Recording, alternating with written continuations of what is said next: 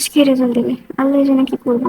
Expectation নাই খুব বেশি, প্রত্যেকটা সাবজেক্টে 90+, গোল্ডেন A+, আর টোটাল মার্ক 1200+, দ্যাটস ইট। আর সোহা, দরজা দিয়ে দাও, আমার ক্লাস আছে, ক্লাসে যাচ্ছি। আর রোহাকে স্কুলে ছেড়ে যাব। আর তোমার ওই আইডিতে আমি লিঙ্ক রেখে দিয়েছি, রেজাল্ট চেক করে নিও। আর যদি সম্ভব হয় মেসেজে ওই ওই নাম্বারে মেসেজ পাঠিও, রোল আর রেজিস্ট্রেশন নাম্বার দিয়ে দিও। আর টেনশন নিও না, আমি তোমাকে কিছুই বলবো না। তোমার যাই হোক রেজাল্ট আমি মেনে নেবো, ঠিক আছে? টেনশন নাই, টেনশন নাই। তোমার আমার প্রতি মোটেও বিশ্বাস নাই? এটা কোনো কথা?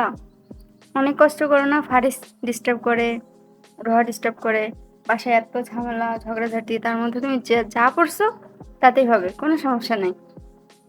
আচ্ছা আমি গেলাম, দরজা দিয়ে দাও। হুম, বুঝলাম। তোমার কাছ থেকে না আমি এর থেকে বেশি কিছু এক্সপেক্ট করি না, বিকজ তুমি যেই পরিস্থিতিতে পড়াশোনা করছো, যেভাবে যা কিছু করছো, যাই হোক, আল্লাহ যা করে ভালোর জন্যই করে, এই তো। আর আমার না তোমার রেজাল্ট নিয়ে কিছু আসে যায় না, জীবনেও তো কেউ কেয়ার করে না, বাট রেজাল্ট খারাপ হলে ঠিকই সমালোচনা করতে পারবে। আরে আমরাই সেরা, আমাদেরকে কেউ টক্কর দিতে পারে নাকি? এই দোস্ত, সোহার রেজাল্টের কি অবস্থা জানিস? হ্যাঁ, এটা আবার কে? হ্যাঁ, ওরা মেবি এতদিন আমার ভুলেই গেছে। Over the agent. আরে ওই যে বোরখা আপু আছে না? ও, ইংলিশ মিডিয়াম, হ্যাঁ। আরে হ্যাঁ হ্যাঁ, ওইটা ওইটা। আরে ধ্যাত, ওকে নিয়ে আমরা কি করব? আরে ওর তো অজুহাত আছে, আমার ফ্যামিলিতে অনেক সমস্যা, আমি একটুও পড়তে পারি না, আমার সাথে এরকম হবে না তো আর কার সাথে এরকম হবে? সিরিয়াসলি, 10 মিলে করি কাজ, হারি জিতি নাহি লাজ, এই জিনিসটা ও জীবনে বুঝবে না। রাইট রাইট, ও কাউকে কিচ্ছু বলে দেয় না। এবার থাম তো, ডাস্টবিনের জিনিস ডাস্টবিনে থাকাই ভালো। ডিসকোটে গিয়ে ঘুরে আসি কি অবস্থা দেখি।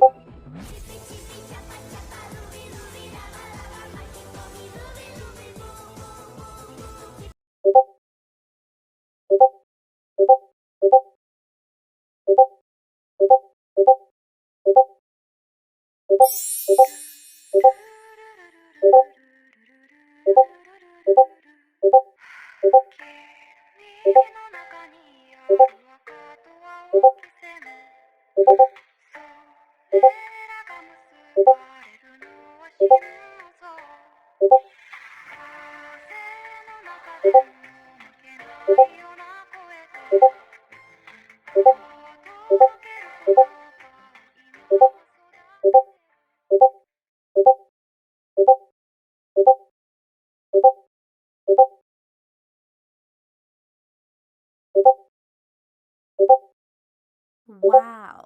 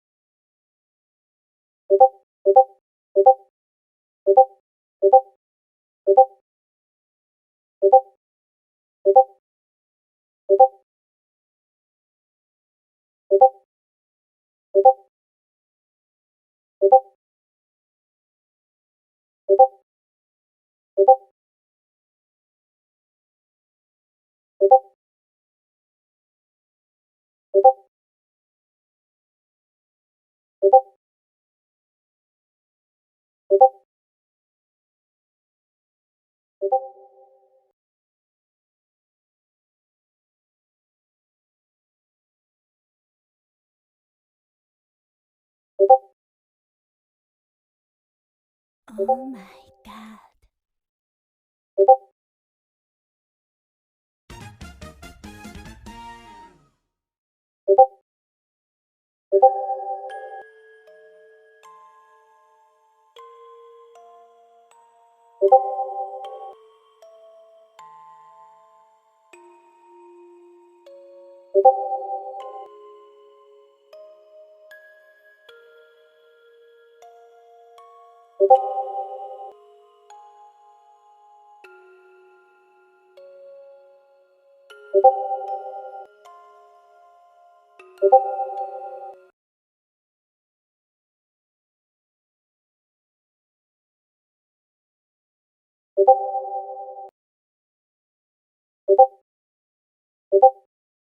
Meanwhile, আরে আমি আপনারে কি বলতেছি আর আপনি এগুলো কি করতেছেন? মানে একটা কাজও কি ঠিকঠাক করে করতে পারেন না আপনি? একটা কাজ করতে বললে তার উল্টোটা করতেছেন, সমস্যা কি আপনার? আমার একটু বাসায় ফোন দিতে হবে, ওর রেজাল্ট জানতে পারছি কিনা সেটা আমার জানতে হবে, নাহলে আমি কিছুতেই ফোকাস করতে পারতেছি না। যেমন চাই করেন তো, একটু তাড়াতাড়ি করেন। Thank you. হ্যালো, বলেন। রেজাল্ট কি পাইছো? না, ঢুকিনি তো। সবাই বলেছে লিঙ্কে নাকি ঢোকা যাচ্ছে না। আলহামদুলিল্লাহ, জিপিএ 5। ওয়াট? চেক চেক করলেন কিভাবে? SMS এ আসছে। ওকে, লিঙ্ক চেক করে দেখবো কি অবস্থা। আচ্ছা, দেখে আমাকে জানিয়ে দেবো, ঠিক আছে? Bangla 158, English 179. This, oh my god, what? 97 in Islam? Oh my goodness gracious. And 84 in maths. Oh my god, আমি 84 মার্কের অ্যান্সার করছিলাম। আমি আরেকটু যদি বুদ্ধি লাগাইতাম 94 উঠে যেত।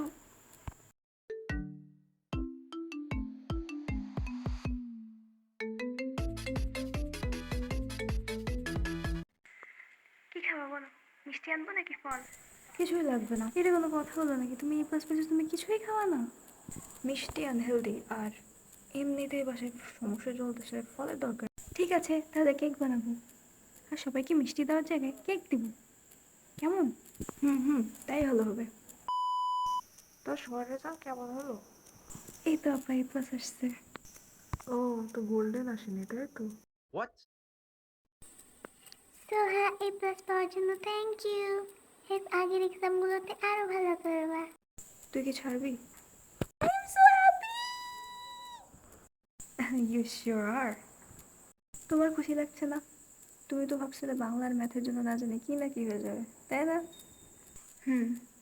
বাংলা সেকেন্ড পেপারে মেইন বইয়ের বাইরে, গাইডে যেগুলো, সিলেবাসের বাইরের যে কোশ্চেনগুলো আছে সেগুলোর পেছনে অত বেশি টাইম ওয়েস্ট করার, ওগুলো দেখে ঘাবড়ে যাওয়ার একেবারে উচিত হয়নি আমার।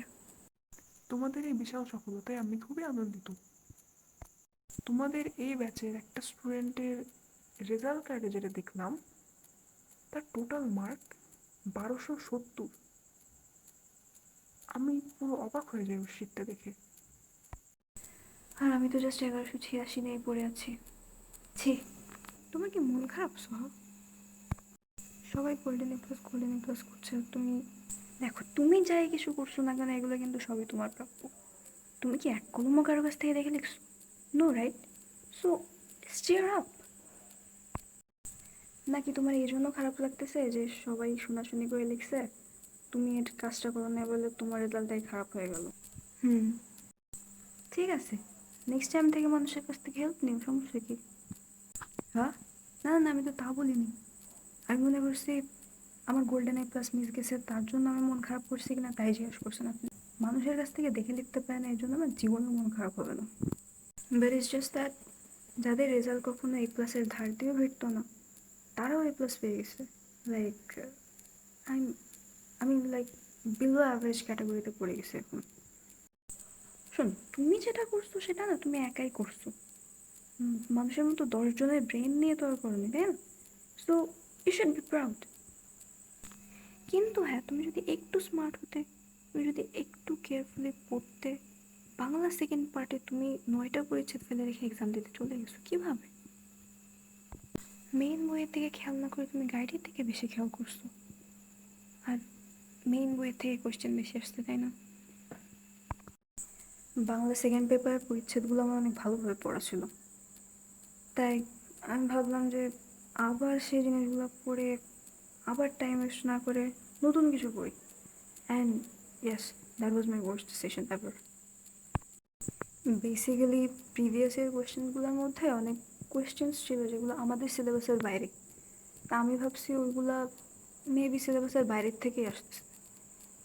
আমাদের বেলায় বুঝি সিলেবাসের বাইরে থেকে কোয়েশ্চেন আসবে, আমি তো আর এটা বুঝিনি যে তাদের সিলেবাসের জিনিসগুলো ইনক্লুডেড ছিল যেটা আমাদের নাই। সো ওইগুলোর পেছনে আমি বেশি টাইম ওয়েস্ট করে ফেলছিলাম।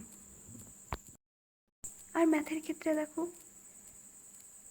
যেখানে সম্পাদ্যতে তোমার নাম্বার বেশি আসবে সেটা বাদ দিয়ে তুমি উপপাদ্য করছো, আর তুমি বলছো তুমি নাকি উপপাদ্যতে অনেক ভালো। কোথায় গেল সেগুলো? অনেস্টলি উপপাদ্যই আমার কাছে বেশি ইজি লাগে, বাট যেটা হয় আমি না বুঝতে পারিনি যে উপপাদ্য জিনিসটা বারবার রিভিশনে রাখতে হয়। অ্যান্ড আমি আগ পর্যন্তই রাখছিলাম, লাস্ট মোমেন্টে যেটা হয় আমি যেই উপপাদ্যগুলো রিভাইজ করতে পারিনি ঠিক সেইগুলো এক্সামে চলে আসছে। অ্যান্ড সম্পাদ্য জিনিসটা না, এটাতে যদি আঁকাই ভুল হয়ে যায় তাহলে যদি নাম্বার কেটে নেয়, তাই আমি আর সম্পাদ্য বাদ দিয়ে উপাদ্যই করছি। আর এবার বোর্ড কোশ্চেন অনেক ডিফিকাল্ট হয়েছিল। আসলে বাংলাদেশের এডুকেশন সিস্টেমের সমস্যা, কখনো কখনো পুরোটাই অটোপাস হয়ে যায়, আবার কখনো কখনো স্টুডেন্টরা ডিফিকাল্ট কোশ্চেনে জালে ফেসে যায়।